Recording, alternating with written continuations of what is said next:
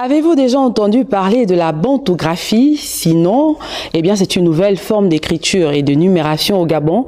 Elle a été vulgarisée par son inventeur qui était récemment au contact de quelques élèves de la capitale. Doris Kronskolo, Pierre Claver et là ont bénéficié de cette vulgarisation. On regarde. Ce ne sont ni les mathématiques, ni la philosophie, encore moins le français, que ces hommes et femmes apprennent. Découverte de l'écriture bantou. Une écriture à base de symboles naturels.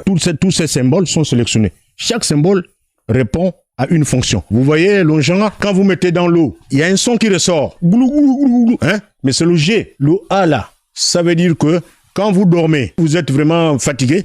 Mais quand vous baillez, vous voyez pas, il y a une certaine fumée qui sort. Ça sort. Ah!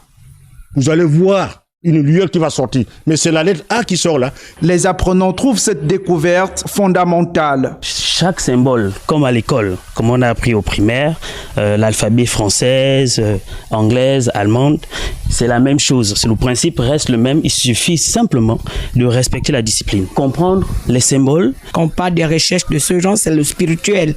Quand Dieu vient se révéler à quelqu'un, c'est une particularité. Cette nouvelle écriture attend d'être vulgarisée. C'est une écriture qui, si les choses vont bien, pourrait faire l'objet d'une ouverture d'une chaire à l'université où les gens pourront venir de l'extérieur, du monde entier, apprendre ça, la bantographie.